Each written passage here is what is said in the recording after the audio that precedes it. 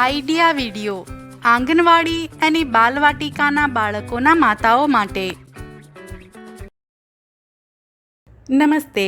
આજની મીટિંગમાં ઉપસ્થિત દરેક માતાઓનું હાર્દિક સ્વાગત છે। આશા છે તમને ગયા અઠવાડિયાનો આઈડિયા વિડિયો ગમ્યો હશે। ચાલો આજના કામની શરૂઆત કરીએ।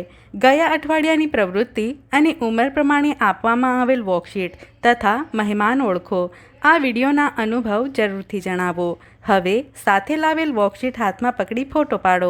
ફોટો પ્રથમના કાર્યકર્તાને મોકલો, ત્યાં સુધી વિડિયોને અહીં રોકો।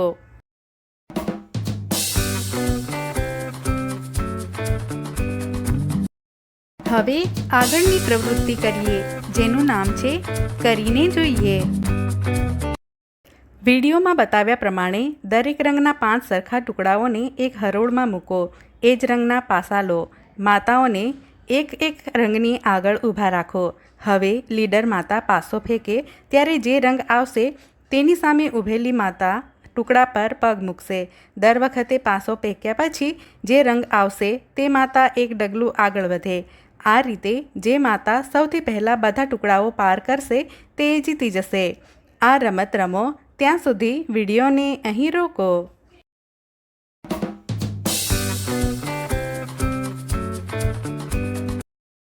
ચાલો હવે આગળની પ્રવૃત્તિ કરીએ, જેનું નામ છે કંઈક નવું શીખીએ। અકસ્માત નાના હોય કે મોટા, તે ક્યારેય કહીને નથી આવતા, તેથી આપણે હંમેશા સાવચેત રહેવાની જરૂર હોય છે।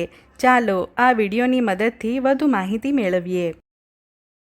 આપણા ઘરે કે આસપાસ ચોરી થાય છે કે કોઈ અસામાજિક તત્વો દેખાય છે તો પોલીસની મદદ મેળવવા માટે 100 નંબર ડાયલ કરવો। ક્યારેક આપણા ઘરમાં કે પાડોશમાં કે આજુબાજુ આગ લાગી જાય કે વિસ્ફોટ થઈ જાય તો ગભરાવું નહીં, પણ મદદ માટે 101 નંબર ડાયલ કરવો।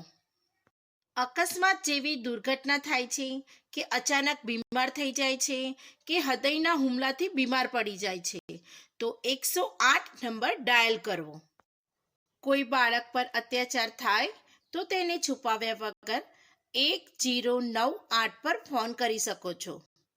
આ નંબર તમે તમારા બાળકને પણ યાદ કરવા માટે કહી શકો છો, અથવા તમે એને આવી ઘટનાઓમાં આ નંબરનો ઉપયોગ કરવા જરૂરથી કહો। આજકાલ મહિલાઓ ઉપર અત્યાચાર વધી રહ્યો છે। જો આવી કોઈ ઘટના કોઈ મહિલા સાથે થઈ રહી છે તો 1091 પર ફોન કરી મદદ માંગી શકો છો। આ જરૂરથી યાદ રાખો। જો તમે ગભરાટમાં આ નંબર યાદ ના રહે તો 112 નંબર ઉપર ફોન કરો। આ નંબરને જાદુઈ નંબર પણ કહે છે। કોઈ પણ આપત્તિ કે દુર્ઘટનામાં આ નંબર ડાયલ કરવાથી તરત મદદ મળી રહે છે। તમે તમારા ઘરમાં આવી ઇમરજન્સી સેવાઓની યાદી બનાવીને લગાવો અને આવનાર મુશ્કેલીઓને દૂર રાખી શકશો। અમને આશા છે કે આ વિડીયો તમને આ વિડીયોનો ફાયદો તમને કેવી રીતે થઈ શકે છે, દરેક માતા સમૂહમાં જણાવે।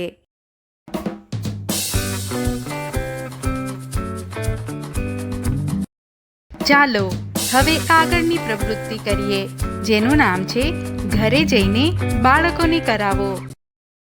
ઘરે મજેદાર રમત। બાળકો સાથે રમતનું આયોજન કરો। એક અવાજ પસંદ કરો। તે અવાજથી શરૂ થતી વસ્તુઓના નામ જણાવો। અને બીજું, એક કુંડામાં ચણાના દાણા વાવો। તેને પાણી આપો।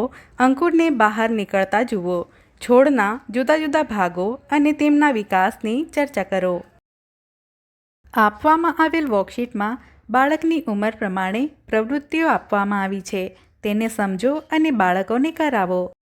શું બાળકને આપવામાં આવેલ પ્રવૃત્તિ અને વર્કશીટ કરવામાં મજા આવી કે નહીં, તેના અનુભવ અમને જરૂરથી જણાવો।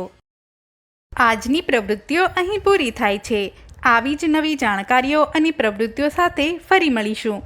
ત્યાં સુધી તમારું અને તમારા બાળકોનું ધ્યાન રાખજો। ધન્યવાદ।